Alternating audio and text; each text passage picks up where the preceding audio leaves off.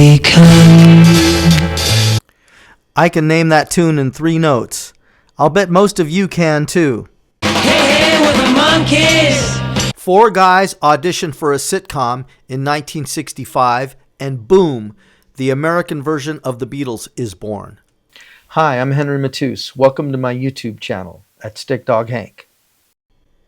In this video, I will talk about the rock group The Monkees, their music, their television show, and how it all began. 2 guys came up with the brilliant idea of a TV series about a 4-piece rock and roll band in 1965. Their inspiration? The Beatles film, A Hard Day's Night. Their names? Bob Rafelson and Bert Schneider. They called their little production company Ray Burt Productions.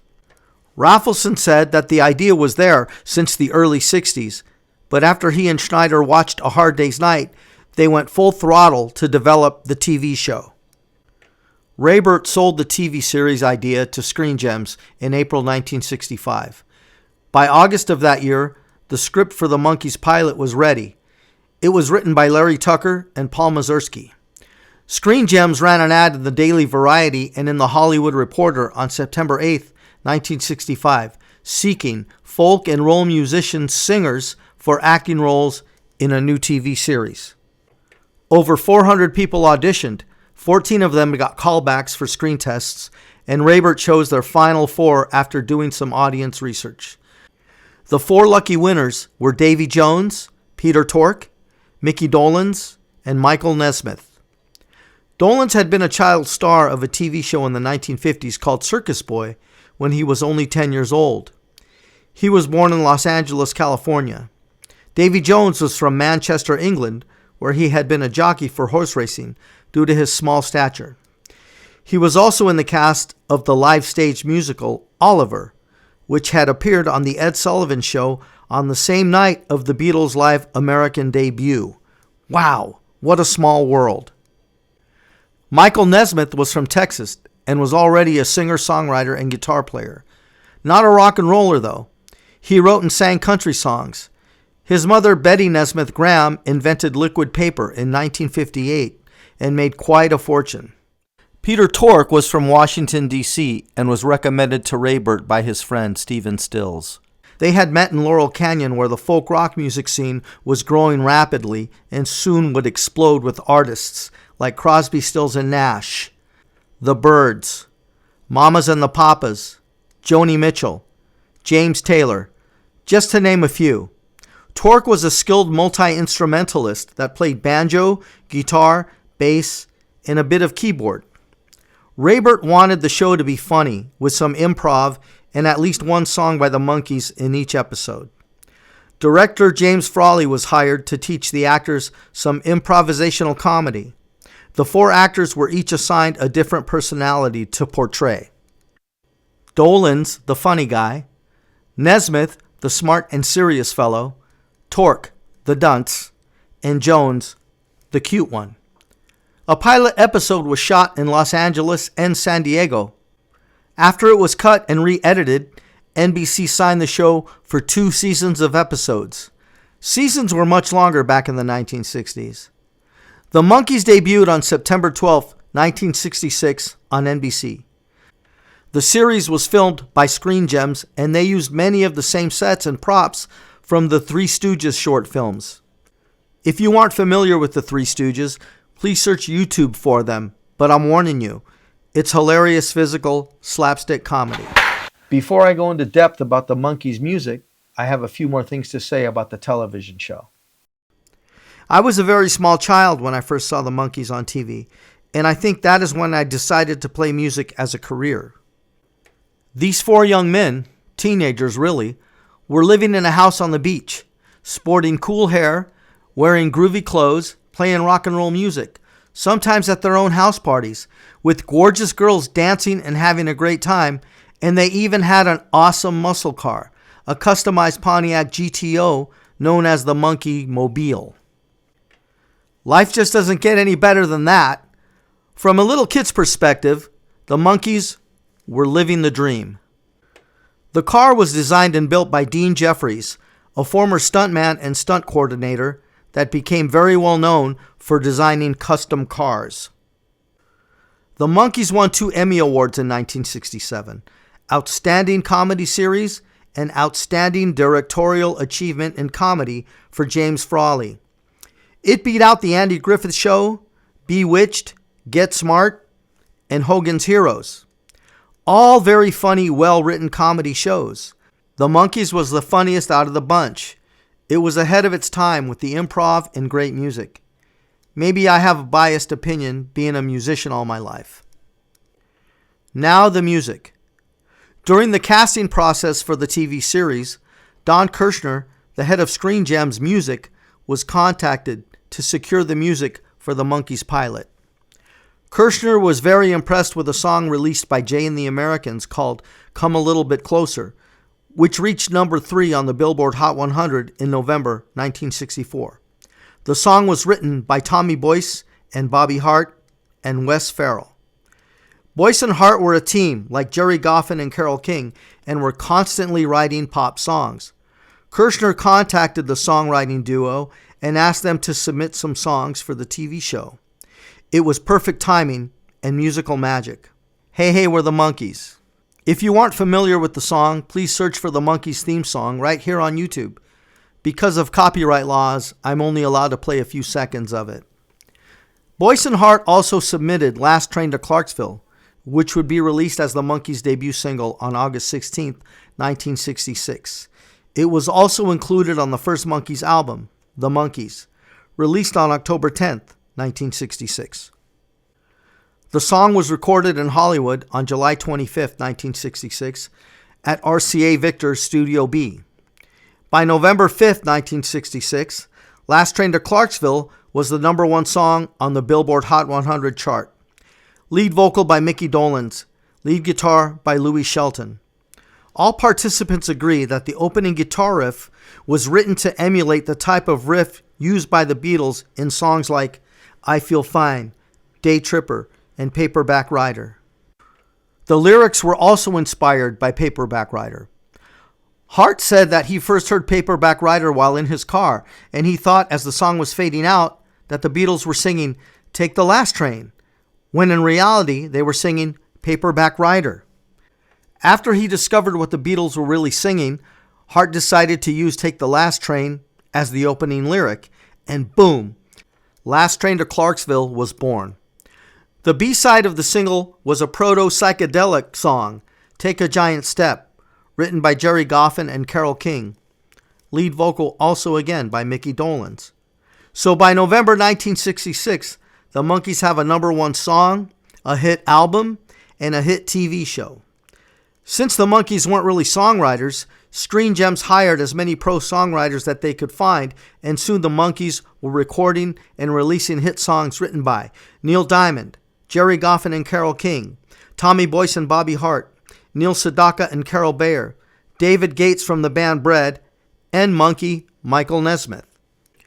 The 4 actors had a demanding schedule. They would be required to film all day, then go to the recording studio and record lead and background vocals at night. Then go home and go to bed and be back on the Monkees set the following morning. And here I thought they were rocking out and partying in their beach house, having a good old time with gorgeous groovy chicks. At least that's what it looked like on my television. The Monkees were kept very busy by the producers of the show, so even if they wanted to write their own songs, they didn't have time to do it. They did, however, manage to write a few songs over the long, hard-working months and years. Dolenz wrote Randy Scow's Git, which appears on the Monkees Headquarters album, and a Monkees episode. Tork co-wrote Going Down with Jones, Dolenz, and Nesmith, lead vocal by Dolenz. It was used in an episode of Breaking Bad not too long ago. Tork also co-wrote For Pete's Sake, which was used as the closing theme for the TV show. Davy Jones wrote many songs, but not until the Monkees' 4th album, Pisces, Aquarius, Capricorn, and Jones Ltd. He wrote several more after that. Mike Nesmith wrote many Monkee songs, and some were hits. Papa Jean's Blues on Monkees' first album, Mary Mary from More of the Monkees, The Girl I Knew Somewhere, and the big hit for Linda Ronstadt, Different Drum. Unfortunately, the Monkees became the Rodney Dangerfield of the music world. Not because of their comedy, but because they got no respect. I got no respect at all.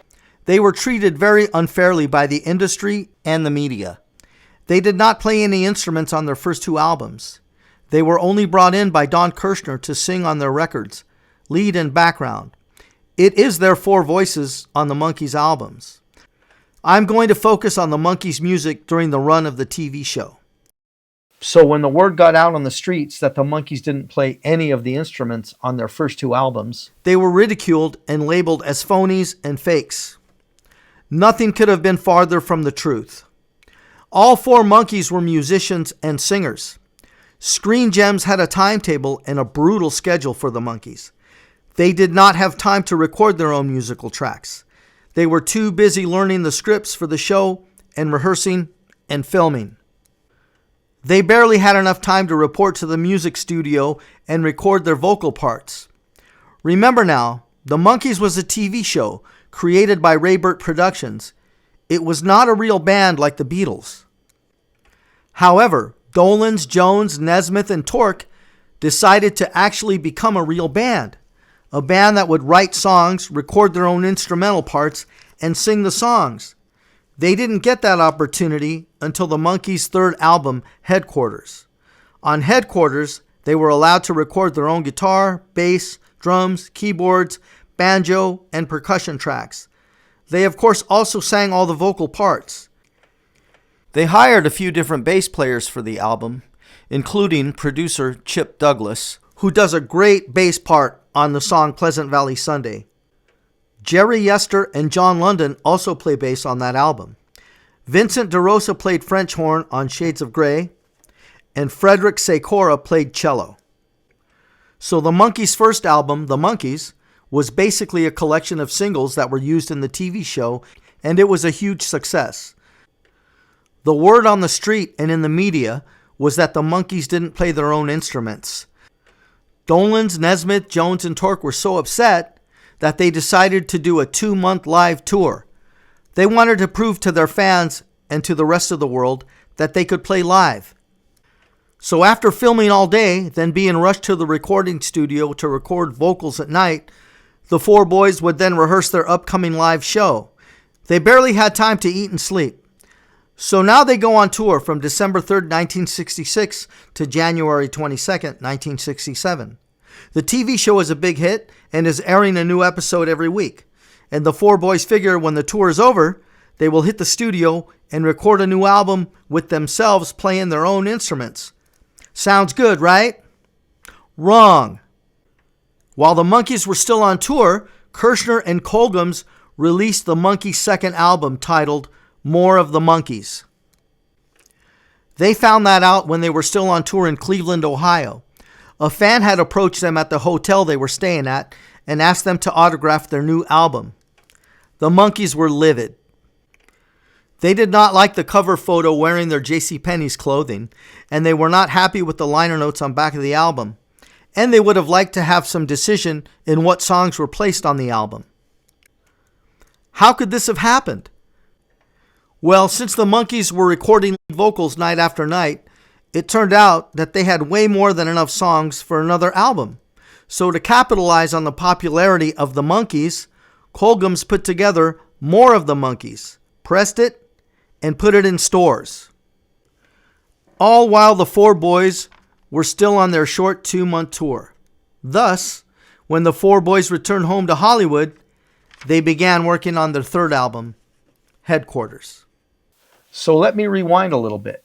If the Monkees didn't play any instruments on their first two albums, who did? Well, in 1966, MIDI, samplers, drum machines, and AI were not invented yet, not even close. So the instruments were played by the top session players of that time. They would later on be known as the Wrecking Crew. The Wrecking Crew consisted mainly of guitar players Glenn Campbell, yes, the Glenn Campbell before he became a big solo artist, Tommy Tedesco, James Burton, Louis Shelton, and Carol Kaye. Carol Kaye would often play bass, as would Joe Osborne.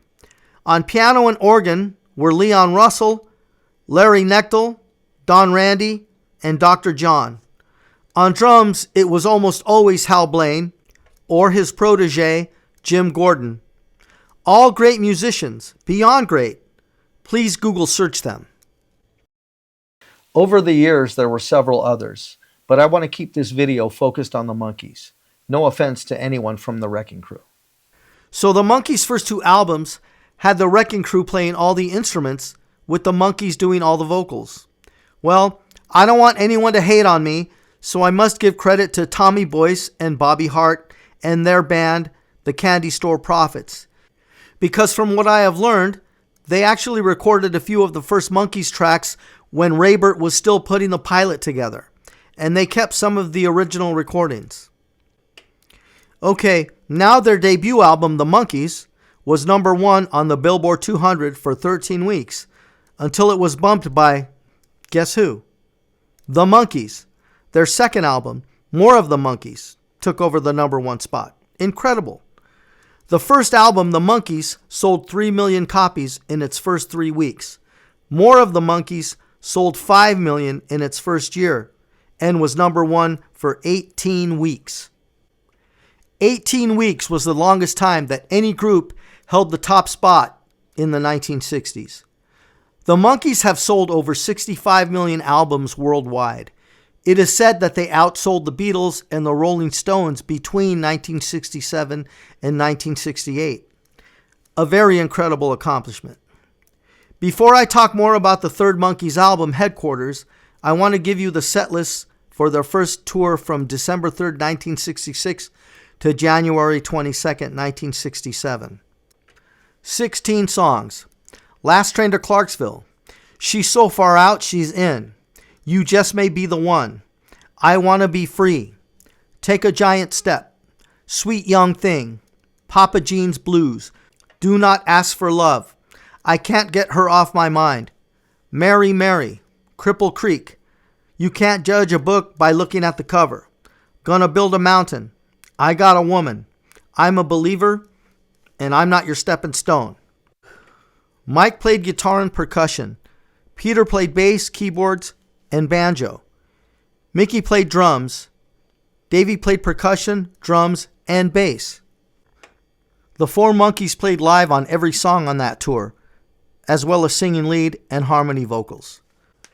Some additional musicians were used on a few of the live performances. Backing up the Monkees on some of the songs were Bobby Hart's band, the Candy Store Prophets. Headquarters, the Monkees' third album, also hit the number 1 spot on Billboard in 1967. Released after the first season of the TV series had concluded in May 1967.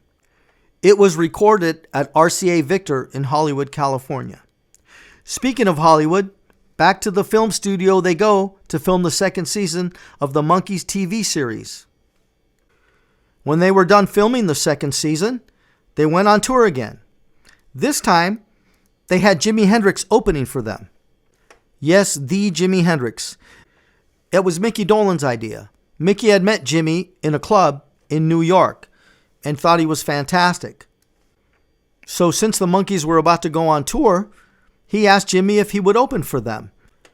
And since the Monkees were so popular, Jimmy thought it might be a good career move to go ahead and open for them.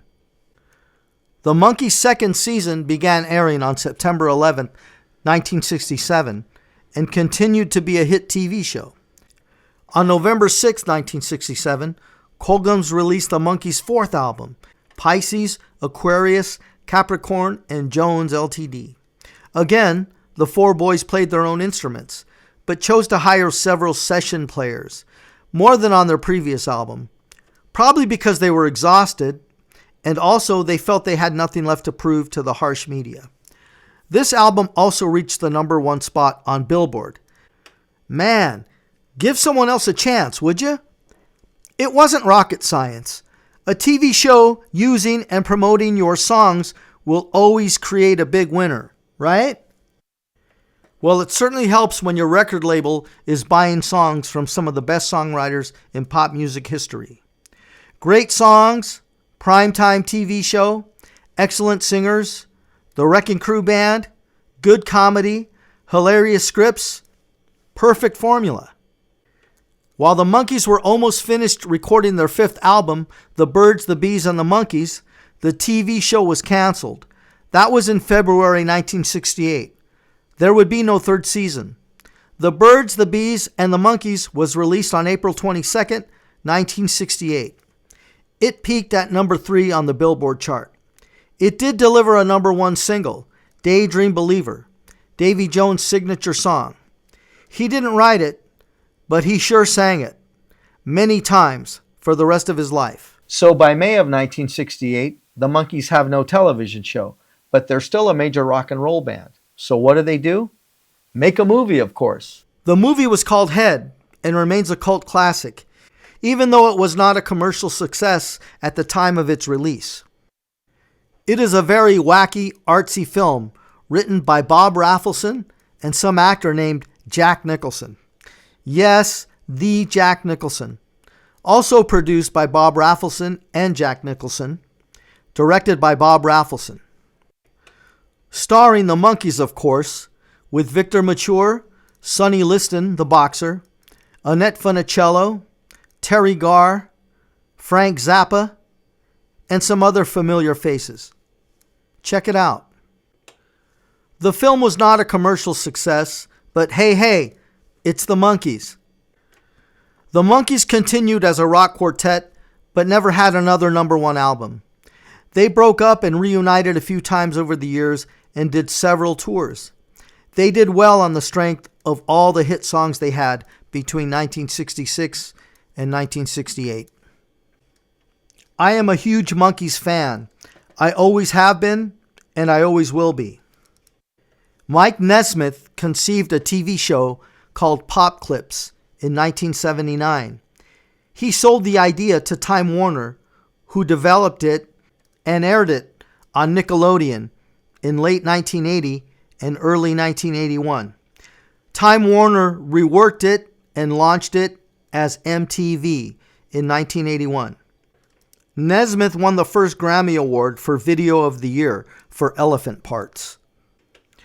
All 4 Monkees were married several times, and they all had children. Now I have to talk about disrespect. So yeah, the Monkees used the Wrecking Crew on their first 2 albums, but so did a lot of other artists. The Monkees took all the heat for this. Not fair and not cool. The Wrecking Crew played on Jan and Dean albums, The Mamas and the Papas, Sonny and Cher, Fifth Dimension, Frank Sinatra, and even on the Beach Boys' great album, Pet Sounds. Studio musicians didn't receive album credits back in those days. So the Monkees have been banned from the Rock and Roll Hall of Fame, even though they've sold millions and millions and millions of records. And they've had tons of hit songs and albums. It really wasn't their fault that they didn't play their instruments on their first 2 albums. Like I said earlier in this video, they were just too busy learning the scripts, filming the shows, recording vocals. It was hectic. It wasn't their idea to not play on their first albums. It was because of Colgums and Don Kirshner. Same thing that Steely Dan did later on in the 70s and 80s. Steely Dan was just 2 guys, basically. Walter Becker and Donald Fagen. They hired the best studio musicians that were available to play on all their Steely Dan records. Now, I'm not going to compare Steely Dan to the Monkees. That would be ridiculous. But I think you know what I'm saying. Studio musicians have been hired throughout the decades to play on many albums. The Beatles even had studio musicians play on their albums. They weren't banned from the Rock and Roll Hall of Fame. I think the judges or whoever decides who gets in the Rock and Roll Hall of Fame and who doesn't really need to sit down and really rethink this thing. The Monkees definitely deserve to be in that Hall of Fame. Now, I have never had a number 1 album or even a number 1 single, but probably the highlight of my musical career was on September 17th, 2016. The cover band I was in, 60s Mania, opened for the Monkees at Buffalo Bills Casino in Primm, Nevada, just a few miles south of Las Vegas. We did a short set to warm up the Monkees audience. Then when the Monkees were done with their concert, we got to play a long set of classic 60s and 70s rock and roll. Mickey Dolenz hung out for the entire set, and when we were done playing, I had a drink with Mickey, and we talked for quite a while, like we were old pals. What a cool guy. I didn't get to meet Peter Tork. Since he was a recovering alcoholic, he stayed away from the bar. Mike Nesmith didn't perform with Tork and Dolenz that night. He played the show in Los Angeles the night before and stayed in LA. I guess he didn't feel like traveling to Nevada for the Saturday night gig. Unfortunately, Davy Jones had already passed away in February of 2012. The very first instrument that I learned how to play was drums. I was heavily influenced by Mickey Dolenz when I was a small child. Like I said earlier in this video, rock and roll band, living in a beach house in LA with a bitchin' custom muscle car, and partying and dancing with gorgeous groovy girls. That's the life for me. I knew from the time I was 2 years old what I wanted to do with the rest of my life. Thank you, Mickey, Davy, Mike, and Peter. You helped create a monster. Here is a photo of Mickey and I mugging for the camera. Here is a photo of Mickey Dolenz filming my band with his cell phone. Why? Because I was singing I'm a Believer for him. It was in our repertoire, as was I'm Not Your Stepping Stone. We were told to not play any Monkees songs until after the Monkees concert was over. I asked Mickey if he wanted to join us, but he was tired and already had a couple cocktails, so he declined but said, "Go ahead and play it, please." So we did. If someone would have told me when I was a kid or any time thereafter that one day I would be singing I'm a Believer on stage and the original singer, Mickey Dolenz, would be filming me while doing it, I would have said, "Get the hell out of here. You're beyond ridiculous." But it did happen.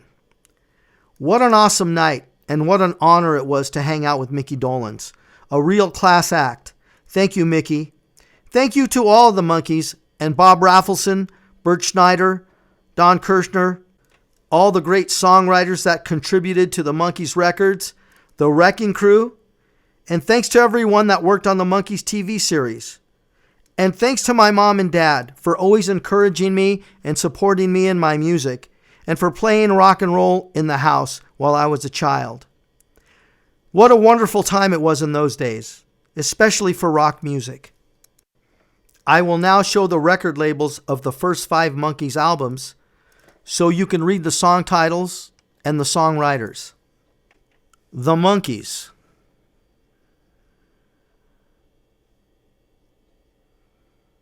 More of the Monkees.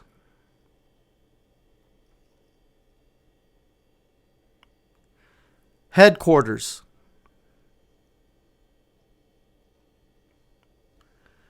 Pisces, Aquarius, Capricorn, and Jones, Ltd.